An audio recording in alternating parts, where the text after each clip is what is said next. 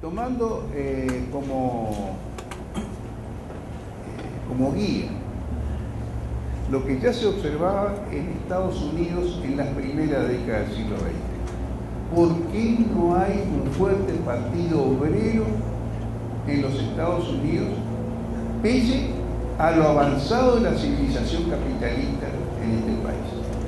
Si con arreglo al pronóstico de Marx, a medida que se avanzara en el desarrollo capitalista, el antagonismo de clases entre proletariado y burguesía, entre clase obrera y propietario de los medios de producción, iba a ser el antagonismo que rigiera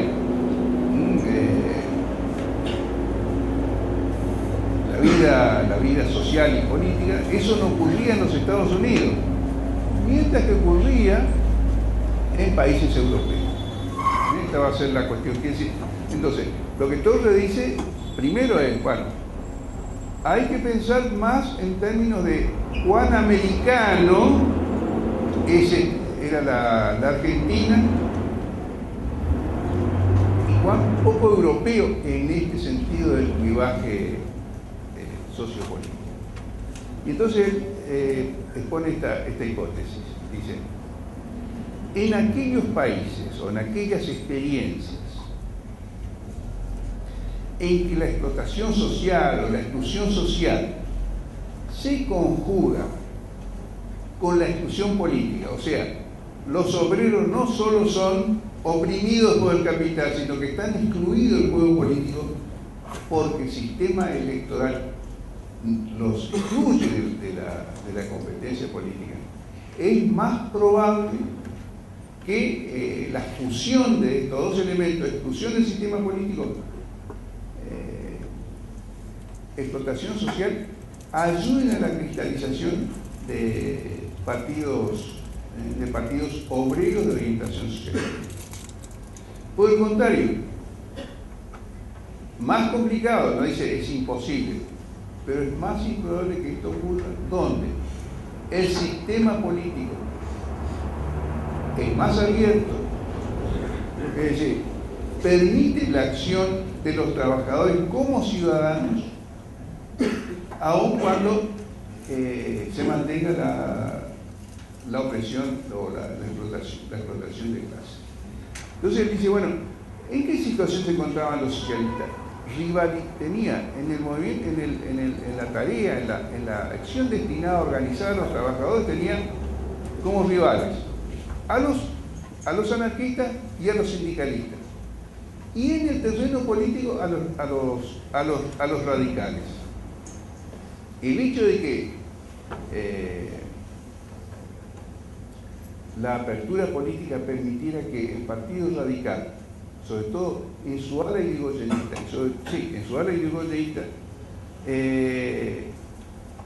pudiera incluir el paternalismo obrero, que va a ser importante para quitarle fuerza, quitarle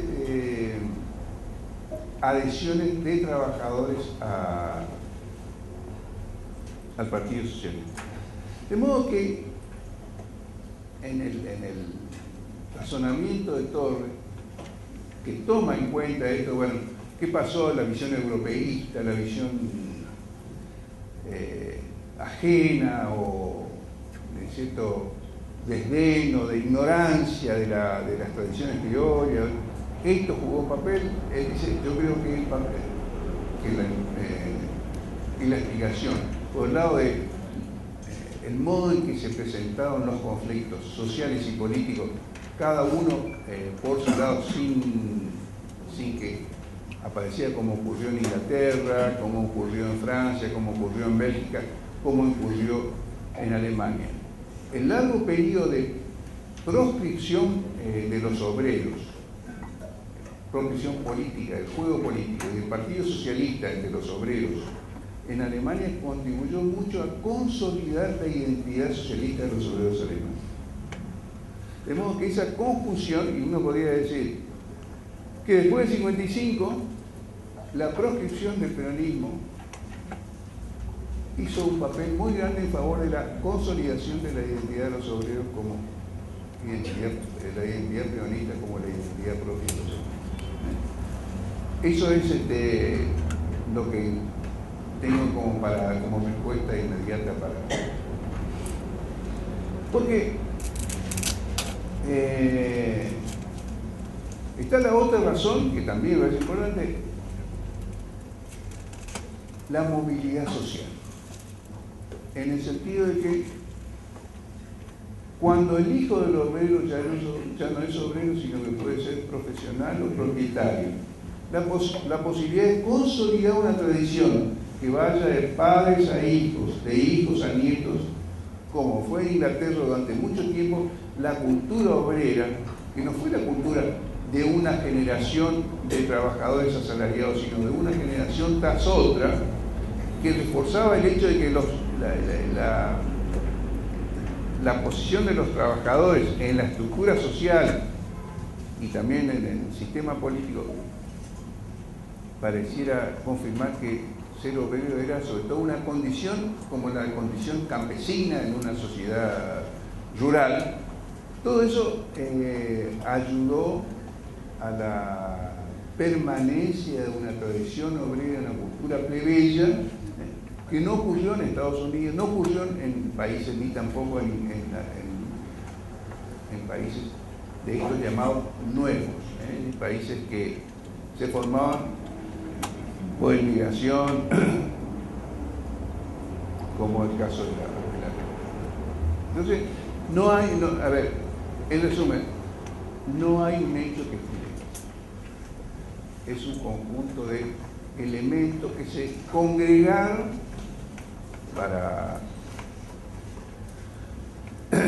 Porque si usted se fija, años después se constituye el Partido Comunista, que no tiene estos rasgos. Y tampoco logra establecerse como el partido de la clase obrera. Cuando el partido está creciendo, el Partido Comunista está creciendo y parece, ¿no?, en condiciones de organizar los comunistas, los socialistas, al conjunto del movimiento obrero existente, aparece un militar nacionalista que hace un llamado a los obreros y le asigna un lugar en la comunidad política, el coronel Perón. Y ahí, en poco tiempo, mientras parecía que los socialistas comunistas avanzaban en la organización sindical de los obreros, todo eso se rearma. No sería explicable eso en términos de los factores culturales, por así, o ideológicos que expliquen no sé si... Sí, la duda que me queda sí. Es si en Europa, sí, si en Europa los sistemas políticos también trataban de ver suficientemente amplios. Fíjese, las leyes que fueron habilitando la participación de los trabajadores, es decir,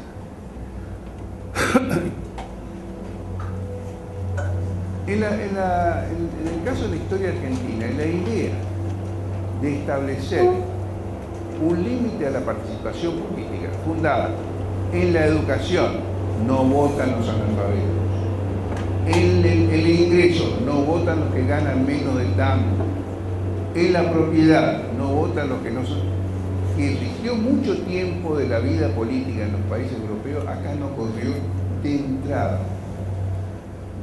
Acá de entrada no hubo rechazo a todos los criterios de establecimiento de requisitos económicos, sociales o culturales para la participación en la vida política. Tanto fue así que para pensadores como Echeverría o Sarmiento, había sido un error concederle el derecho a votar a gente que no sabía por quién votar. Y esto no se refería no estamos hablando del siglo XX, estamos hablando del siglo XIX. En 1821 dice, bueno, ¿qué se logró con esto? Que fueran los caudillos los que alcanzaban el poder. ¿Cómo llegó Rosas al poder en 1835? mediante un plebiscito. O sea, puesto a votar, un pueblo ignorante vota mal. Este va a ser. De modo que el establecimiento de límites que en otros lugares, en la Europa, se establecían, acá nunca o existían regímenes que no permitían la elección en absoluto, o existían regímenes de voto universal, donde no había ningún sector que estuviera excluido, aunque hubiera manipulaciones y fraudes del voto. Por eso, la ley Sáenz-Peña no declara todo el mundo tiene derecho a votar, porque eso existía ya. Entonces el asunto era cómo asegurar que el voto fuera honradamente ejercido.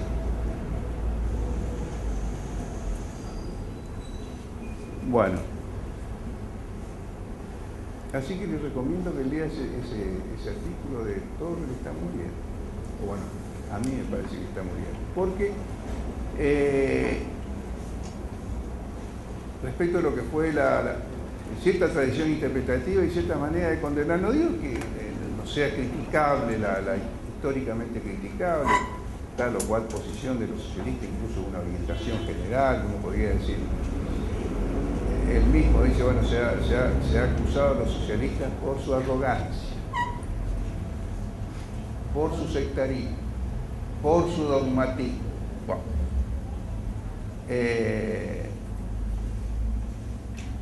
él dice, sin ignorar la importancia relativa de estos elementos, hay otros factores que explican, porque además permiten hacer comparaciones con otros casos.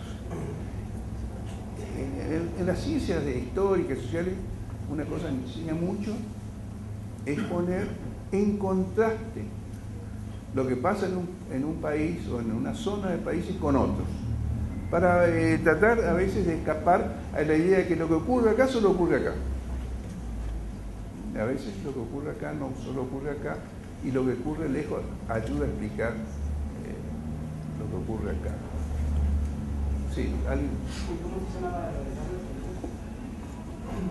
Está en un libro que está dedicado es del siglo XXI, está dedicado a varios autores, está dedicado a Portantiero, creo que se llama El científico y el científico y el político, una cosa así. Bueno, y ahí él dice, ¿por qué no hubo un fuerte partido socialista en Argentina? Se hace esta pregunta. ¿Puedo hacer una pregunta más? Sí. No. Eso, en una mala interpretación,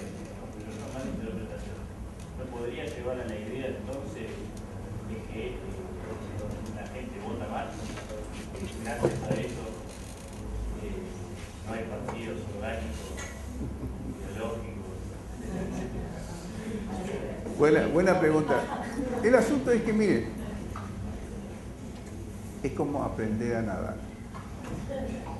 En el sentido, no se aprende a nadar y después uno se tira al agua. La democratización de las prácticas políticas no se pueden dar antes de la prueba de la práctica de la democratización. En ese sentido, los socialistas nos decían, bueno, primero que aprendan a votar y después los hacemos votar. El Partido Socialista desde el comienzo lucha por la democracia. Y no es que crea, y así nos va a votar a nosotros, aunque ellos esperaban, no esperaban inmediatamente. Para mí, una de las visiones muy perdudables, pero no fue solo de los socialistas argentinos, diría de todos los socialistas del mundo, de todos los marxistas del mundo, creía que había un desarrollo histórico ineluctable y que lo que no ocurría hoy va a ocurrir mañana y lo que no ocurría mañana iba a ocurrir pasado mañana.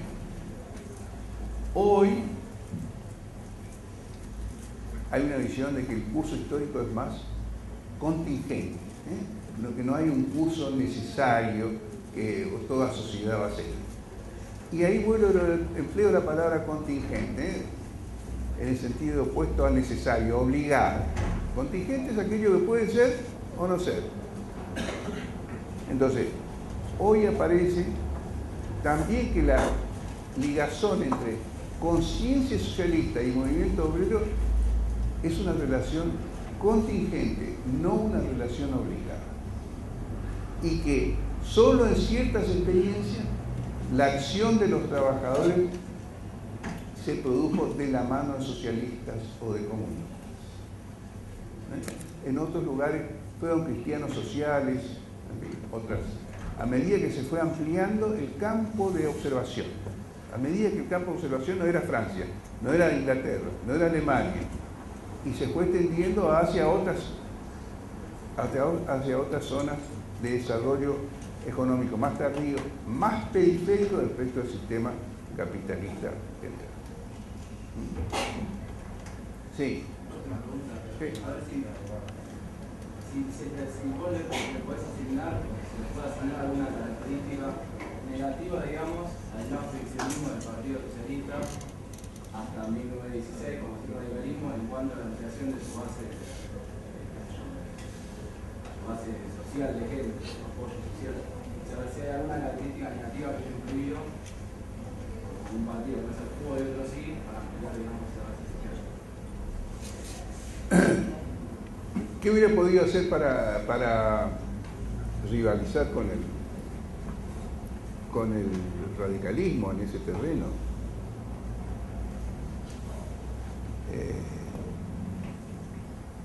A ver, yo criticaría como rasgo que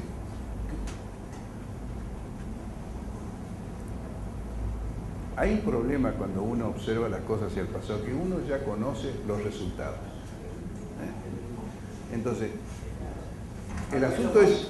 Entonces, se le asigna alguna, quizás no la hay, obviamente. ¿cómo?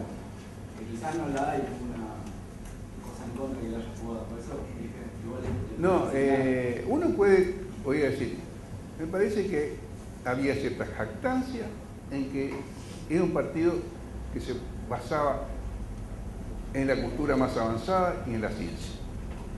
Y una relación de desdén respecto del mundo criollo.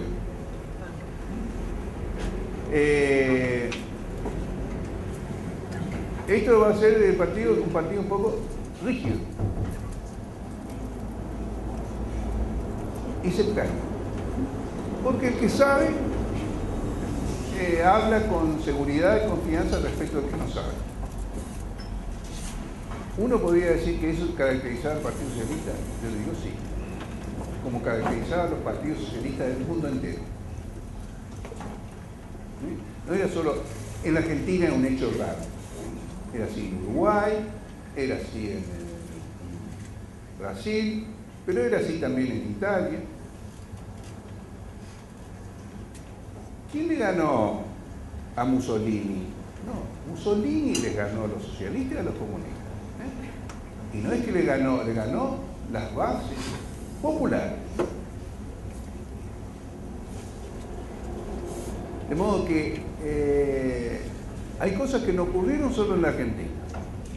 Entonces, que un jefe político haga un llamado a las masas, en algunos casos desde el Estado, que le asigne un lugar en la comunidad política, que tenga un discurso antisistema,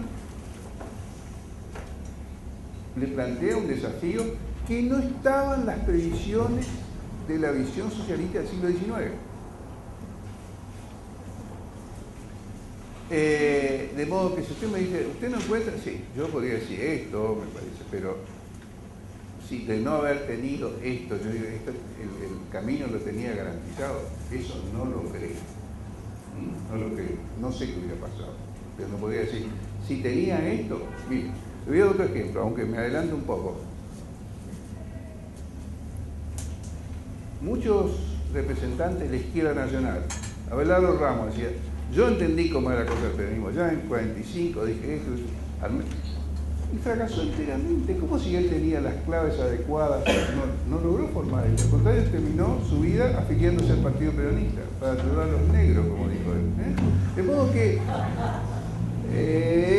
la historia es complicada, no hay un desarrollo ineluctable, excepto en grandes grandes patrones, así, pero en el espacio de la acción política, el modo en que juegan los factores contingentes y también la iniciativa, la creación.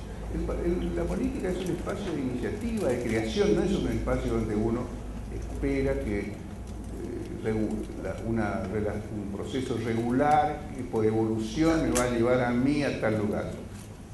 Eso me parece que es también una elección, una lección de los tiempos. Nosotros sabemos cosas porque ya ocurrieron también. Hay que tener en cuenta, no tener en este caso la soberbia de proyectar lo que hoy sabemos como si lo que hoy sabemos se podía saber en 1910. Porque así nos hacemos nosotros, ¿cómo se llama?, portadores de esa jactancia que podemos encontrar en otros idiomas. Yo sé que esto, si no es así ahora, va a ser mañana, porque la evolución va a conducir a este proceso. Otro ejemplo, el Partido Comunista Italiano es un partido chiquitito, y el triunfo de Mussolini lo achicó. Fue su participación en el tramo final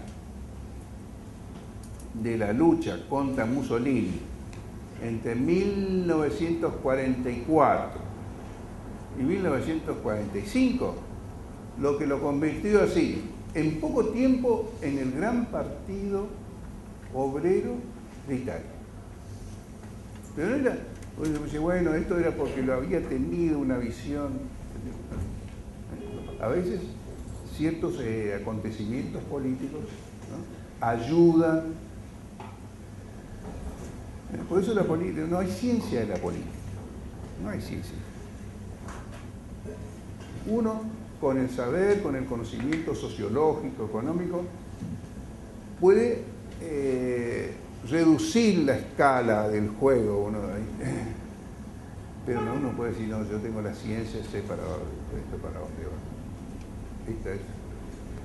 Bien. ¿Alguien? Sí. Sí, un tema que por ahí era muy interesante comparar qué es lo que ocurría en otros países en las mismas épocas bajo circunstancias parecidas.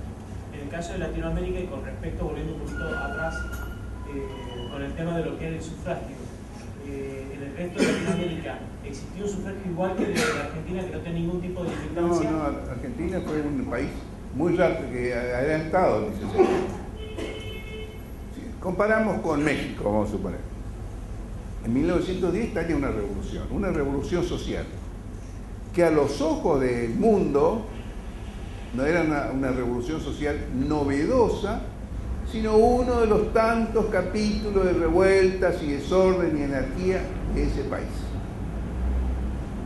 Solo poco a poco comenzó a ser vista como un proceso revolucionario que transformó ese país agrario en lo que iba a ser, ¿no? Largo periodo de guerras civiles que van a más o menos ir amansándose en los años 20, 30, etc. Bueno, ahí no fue un partido obrero, fue un movimiento nacionalista, radical, el que integró el mundo de los trabajadores. México. Chile era una sociedad mucho más autoritaria políticamente de lo que era la Argentina. La Argentina era una sociedad en ese sentido más abierta que cualquier otro país hispanoamericano. Eso es importante tenerlo en cuenta. Una cosa es que hubiera un régimen político oligárquico, pero no era una sociedad cerrada, era una sociedad abierta. La gente que hace carrera muestra que lo que se llama la movilización, la movilidad social es muy importante. Por eso el campesino puede tener un hijo, ¿no?, que se hace doctor. Mi hijo es doctor. esto era muy rápido. Entonces el juicio sobre estos años, si simplifica, dice, no, es una república de poco, eso es una distorsión y una simplificación enorme. Entonces hay que ver cómo es esta relación entre régimen político oligárquico en una sociedad que por otro lado es muy abierta y con gran movilidad. Entonces, Chile es más excluyente, era más excluyente políticamente de lo que era la Argentina.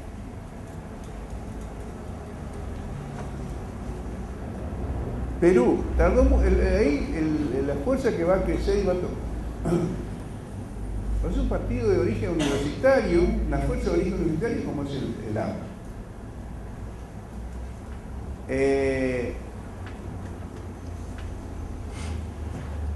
En Uruguay, hasta que gana el frente, ¿cómo se llama el Uruguay? El Frente Amplio. La vida política se dividió entre blancos y colorados, así que eso, de modo que creo que si tenemos un panorama más amplio, podemos ver de qué manera, cosas que parecía que nos ocurren solo a nosotros, no nos ocurre solo, no ocurrió solo en la experiencia argentina. Y esto tiene que ver con qué pasa con las experiencias americanas, y sobre todo las hispanoamericanas. No son Europa, claramente, pero tampoco son como los países asiáticos. Fíjese,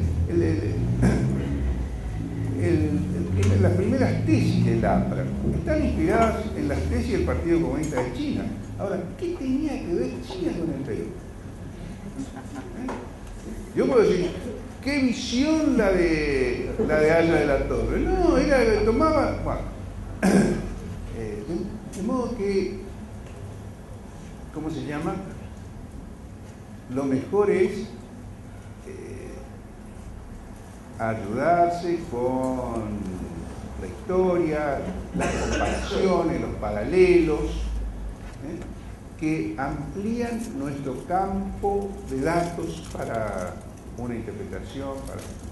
Esto que estoy diciendo yo es, usted dice, bueno, pero nosotros somos militantes, no somos ¿cómo se llama? Sociólogos, es cierto. Entonces, bueno, tiene que haber una interacción entre aquello que produce, aquellas actividades que producen conocimiento y los que están entregados a la acción política. A sabiendas de que nadie tiene una ciencia de la política. Mire, si usted sigue esta fórmula, gana. No es así. No hay ningún. Nadie esperaba el triunfo de los regímenes autoritarios de masa como fueron el nazismo en 1920. Nadie esperaba, ni los sovietólogos, especialistas durante años y años con que se derrumbara ese mundo. Así que eso tiene de riesgo, que es experiencia y riesgo. La acción política es así.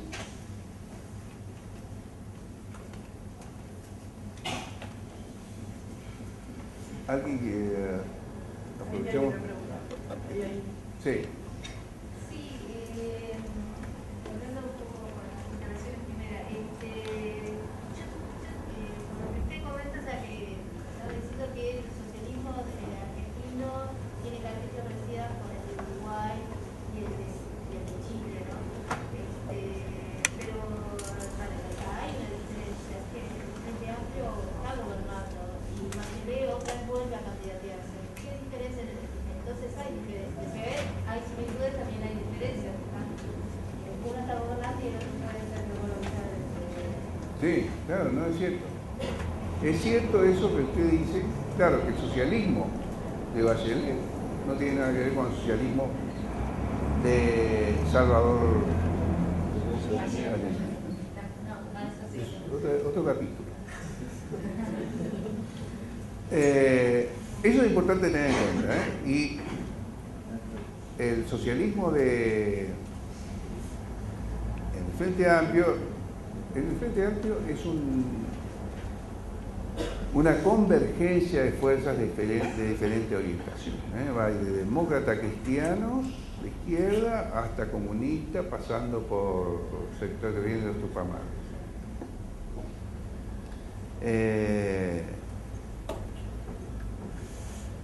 Yo creo que una gran contribución a por qué el Frente es la actitud que tuvieron los ex-Tupamaros. Los ex-Tupamaros que se incorporaron a la acción cívica, hicieron una ruptura con lo que había sido su tradición de lucha armada y ayudaron, fue un elemento de ligazón del conjunto de las fuerzas de izquierda. Entonces, no fue algo así que estaba porque Emilio Frugoni en el año 1900 no sé cuánto, no. Cosas que ocurrieron hace relativamente poco tiempo. Y que se dieron una estrategia de reformas que tuvieron su primera experiencia grande cuando ganan la intendencia de Montevideo. Claro que ganar en Uruguay la intendencia de Montevideo, ¿no? Es como ganar más de la mitad del Uruguay. Porque hubo vallismo, Valle, un partido, a ver, es como si en haber ganado en Uruguay ganó Valle, no ganó Irigoyen. Y eso significa que ganó un partido que va a buscar una base popular, pero es un partido liberal reformado, cosa que no fue el radicalismo.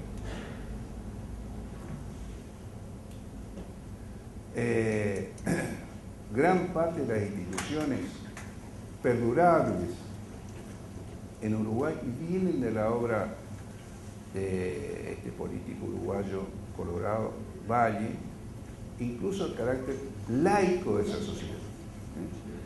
Es para nosotros ir a un lugar donde la opinión de la iglesia no juega, es un paisaje que no puede ser más raro.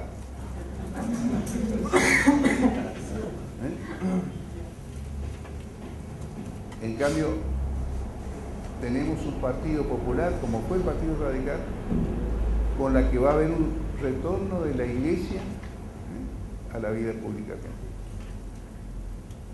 Porque el Partido Radical no fue un partido laico. Hubo una parte del catolicismo que hizo su ingreso de nuevo, su reingreso en la vida pública por la vía del partido.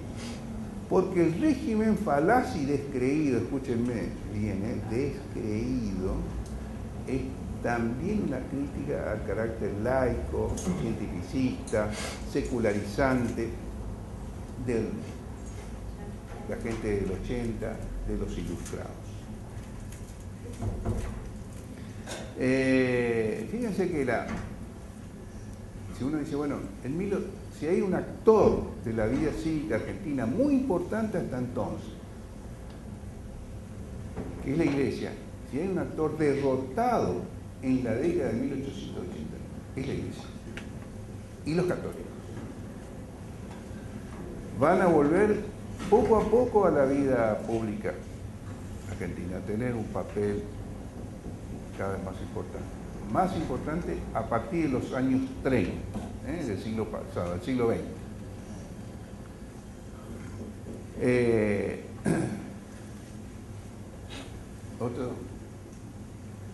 Otra respuesta sería, bueno, y a partir de la segunda mitad del siglo XX, ni Chile ni Uruguay tuvieron el peronismo, cosa que es un hecho que también complica la cuestión. Sí. Ricardo, una consulta. En esto que veníamos hablando en un comienzo, digamos, del desarrollo de las ideas en la Argentina moderna, Sí. ¿Cuáles te parecen a vos que son las claves del desarrollo de las ideas en este siglo, digamos, que comienza? Cuando vos me preguntas por la clave, ¿qué crees que...? ¿Cuáles son, por dónde pasa la discusión de las ideas en el siglo XXI? ¿El siglo XXI? Yo creo que esto ya es opinión mía como ciudadano, ¿no? Acá estoy tratando de recoger cosas que reflejan la investigación histórica. Acá voy a opinar como un ciudadano cualquiera. Yo creo que... Micrófono, que no se escucha. Creo que sería importante una reconstrucción de la tradición democrática y social argentina, es decir, no una recuperación, no una reivindicación, no una evocación nostálgica de un pasado que ya no existe, pero es necesario una reconstrucción de esa cultura cívica, que haya una fuerza que anime eso y que haga una fuerza que saque lecciones de lo que ocurrió en 1916, de lo que ocurrió en 1946 y de lo que ocurrió en 1970. Yo creo que una fuerza que no es que busque una doctrina. Desde mi punto de vista, yo soy escéptico respecto a la teoría general, como funcionó durante mucho tiempo el marxismo, una especie de visión general acerca del curso del proceso histórico capitalista occidental y en general, lo que estaba en la periferia, los países independientes, en coloniales. Yo creo que no, que confiar en la reconstrucción de una teoría general es una confianza que no va a conducir a nada más que de nuevo a esperar que eso surja. Lo que no quiere decir que estemos ante que la alternativa sea la ignorancia, la aventura, la improvisación, la imprevisión, no. Creo que hay algo así como recursos teóricos. Creo que hay filones, trozos de tradición que sí tienen que ser recuperados. Con eso reconstruir una cultura cívica, pero, como les decía, aprendiendo de la experiencia nacional, pero no solo la experiencia nacional, sino también la experiencia hispanoamericana o latinoamericana en su conjunto y de otras experiencias de otros países. No es una tarea fácil, porque no es una tarea que tenga lugar un seminario o un sistema de seminarios. Si no, esto se arregla, nos reunimos unos cuantos días, ¿no? Discutimos, ¿a vos qué te parece? Por más informado e ilustrado que sea el grupo que se reúne. Nada puede reemplazar a la acción política. Y la acción política siempre tiene un desarrollo contingente. Nada puede reemplazar a eso. Hay un saber práctico. A ver, yo creo que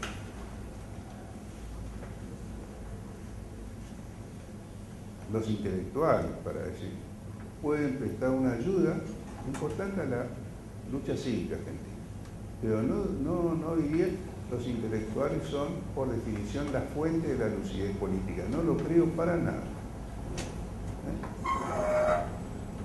Han cometido todos los errores habidos y por haber. No ha habido causa, por horrible que sea, que no haya tenido intelectuales que le digan apoyo. Así que si yo tengo que decir, los intelectuales sí que la ven, no lo creo. Algunos me parece que bien mejor que otros, pero no diría así de antemano. La mejor cabeza filosófica del siglo XX, Heidegger, apoyó el nazismo. Entonces, hay cosas que aprender, pero todos tienen que aprender. Bueno, ahora volvemos porque si no se... A ver, discúlpame que te cuento. Ahora se estoy adelantando, pero últimamente se escucha a decir que no tiene que hablarse de derecha y de izquierda.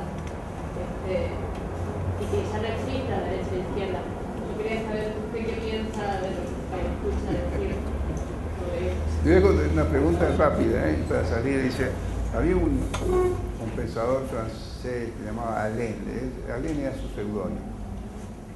Cuando alguien pregunta si existe todavía eso de derecha e izquierda, es seguro que no es de izquierda.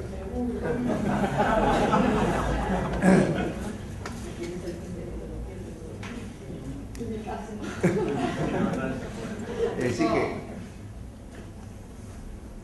yo creo que sí, que ese clivaje, claro, no lo definiríamos del mismo modo hoy, en el 2013, lo que lo habíamos definido en el 1913 ni en 1946. Son términos que se cargan de nuevos sentidos. Vamos a tomar un ejemplo. La visión que tenían los socialistas, no los argentinos, los socialistas en el mundo, respecto de la naturaleza, era que la naturaleza era un dominio que ofrecía un espacio para la dominación del hombre. Una de las lecciones del siglo XX ha sido que la naturaleza es un bien que debe ser cuidado. Entonces, hoy la izquierda no puede no ser, no digo solo verde, pero una parte tiene que ser verde. Eso no está en la visión de Marx, por ejemplo, que fue un pensador fantástico.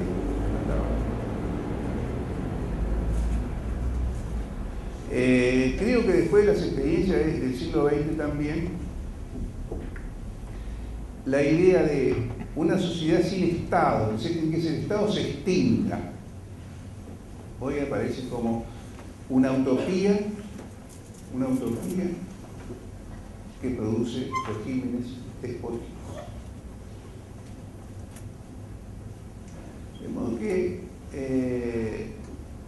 yo creo que esa fractura izquierda-derecha sigue vigente, aunque los elementos con que se define qué es la izquierda no sean los mismos, como le digo, de otros tiempos.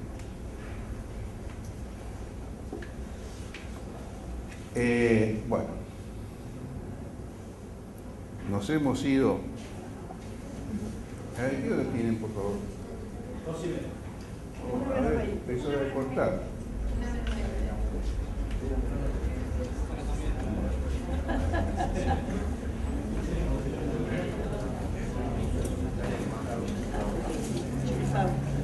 Bueno,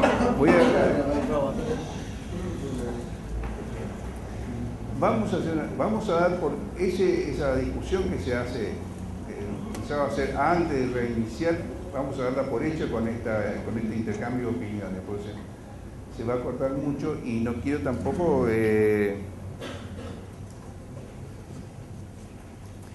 llenarlos de datos ahora, después de haber estado como estamos, como 2 horas estamos viendo, ¿no?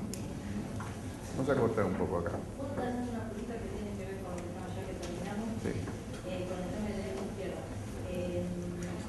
¿No se percibe ahora para las próximas elecciones y los procesos que estamos viviendo en Argentina una polarización hacia fuerzas de centro-derecha que compiten por posibles fuerzas de izquierda? ¿Eso representaría una oportunidad posible de que la izquierda de este país, izquierda democrática, tuviera, digamos, un desarrollo importante, una posición importante? Lo que pasa es que la izquierda democrática tiene un rival, que es el populismo. Porque si no, estaría el escenario ideal. Un lado se va a la derecha, un lado se va a la izquierda. Acá hay un personaje que siempre altera las cuentas. Que altera Si no, ese sería el escenario ideal, por fin. No. Digo muy rápidamente lo siguiente.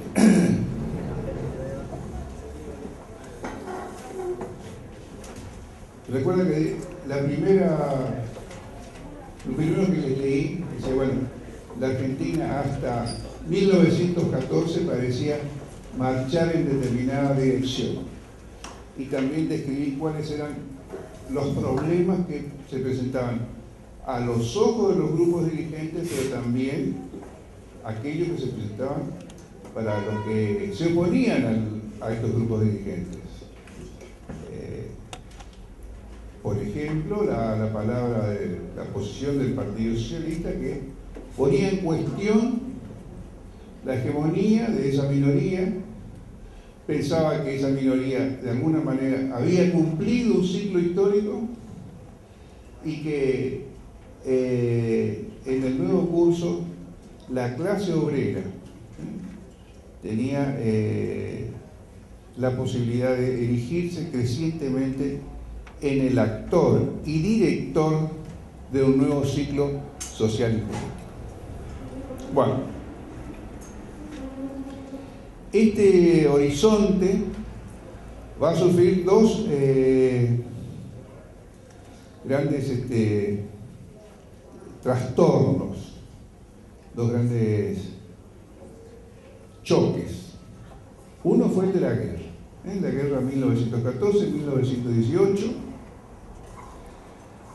La guerra, si bien desde comienzo del siglo XX se presentía o se podían advertir los signos que alarmaban a muchos porque estaba en curso en Europa, sobre todo, de eso que se va a llamar la paz armada. Por un lado se asistía a la disputa de potencias europeas por los territorios extraeuropeos, pero también por la hegemonía dentro de Europa.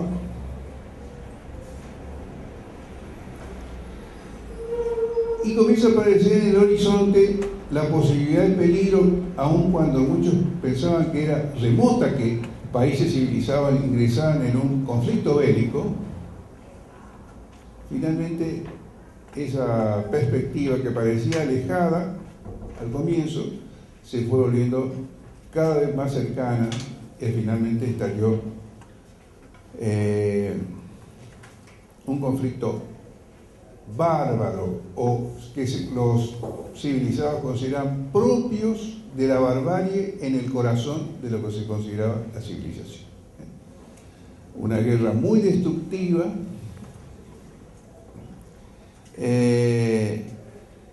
que bueno, no iba a trastornar la vida política exclusivamente de los países involucrados en el conflicto, sino el resto del mundo va a ser afectado por este conflicto bélico. Quiere decir, también aquellos que tenían una posición periférica dentro del sistema internacional, como era el caso de los países latinoamericanos, pero también el caso de China, para hablar. Todo el mundo fue conmovido por este trastorno. Esto interrumpió lo que se creía, o muchos seguían creyendo que era una marcha ininterrumpida hacia una sociedad cada vez más evolucionada, más civilizada, etc. El otro hecho ya no es de alcance general como de lo que provocó la guerra, sino un hecho local, nacional, argentino, que fue el triunfo del radicalismo de 1916. Recuerdan que lo último a lo que nos referimos en esta mañana era de qué manera había un problema a los ojos de una parte de las clases dirigentes, que era esta disonancia, por así decir, entre desarrollo del progreso material y atraso desde el punto de vista de las costumbres políticas y la vida política. Y el proyecto de reconciliar república y democracia, esto es, de salir del carácter oligárquico de esta república, incorporando, ampliando la participación política, por lo menos al universo de los varones mayores de 18 años, mediante esa reforma electoral que fue la ley, lo que se conoce como la ley Sáenz Peña. Bueno, los que van a promover este cambio tienen como hipótesis, como previsión, que al menos el turno siguiente, o sea, el que iba a comenzar en 1916, todavía le iba a dar la mayoría a los grupos gobernantes hasta entonces, y que le iban a dar una participación a esa minoría que se expresaba a través de la Unión Cívica Radical.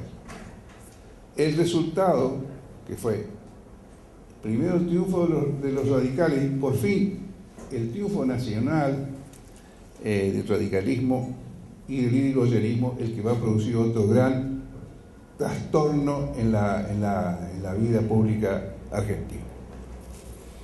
Bueno,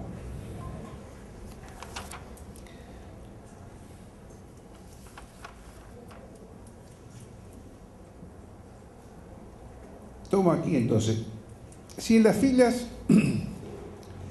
de la élite política e intelectual habían predominado las dudas y el escepticismo sobre la conveniencia de la reforma electoral introducida por Sáenz Peña, hay que tener en cuenta que no todo el mundo creía que era oportuna ni adecuada esa reforma electoral, y menos aún la reforma tal cual cristalizó en la ley Sáenz Peña, que el voto fuera obligatorio. Algunos pensaban que sí, que estaba bien que fuera universal, pero no que fuera obligatorio, que hubiera voto, pero que hubiera restricciones al voto. Esa fue mayoría, diríamos, que en un momento determinado parecía que era difícil que bajo el gobierno de Sáenz Peña se aprobara finalmente el proyecto de reforma. Pero este triunfó. Entonces decía, si en la fila de la élite política e intelectual habían predominado las dudas y el escepticismo sobre la conveniencia de la reforma electoral introducida por Sáenz Peña, el hecho de que la primera prueba del voto honrado llevara a Hipólito Yrigoyen a la primera magistratura no va a ser más que confirmarles esa prevención respecto de la madurez cívica del pueblo. Cito: ¿garantiza el sufragio universal honestamente practicado el triunfo de los mejores?, se preguntaba Alberto Gershunov en su ensayo El nuevo régimen. Es un libro de 1918, y respondía: la presencia de los radicales en el gobierno demuestra cabalmente lo contrario. Siempre ocurre y ocurrirá así. Y cito la palabra de Gershunov, porque nadie hubiera titulado entonces, ni aún ahora, como un representante del pensamiento reaccionario. Pero pensaba que todavía el pueblo, o mejor dicho, si la suerte del gobierno se entregaba al voto, a la voluntad popular, no podía esperarse lo mejor, al menos del pueblo tal cual era hasta entonces. Aún antes de llegar a la presidencia, la figura de Hipólito Yrigoyen intrigaba. ¿Qué era lo que intrigaba? ¿Quién era ese jefe político adorado por las masas, pero que evitaba las apariciones públicas? No profería alocuciones, no hablaba. Y cuando ocasionalmente escribía, lo hacía en un lenguaje extravagante que se prestaba fácilmente a la burla de los adversarios. Tomarle el pelo a la palabra de Yrigoyen era un deporte muy extendido.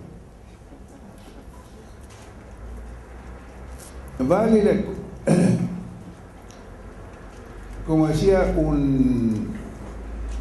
Alfonso, como decía el mismo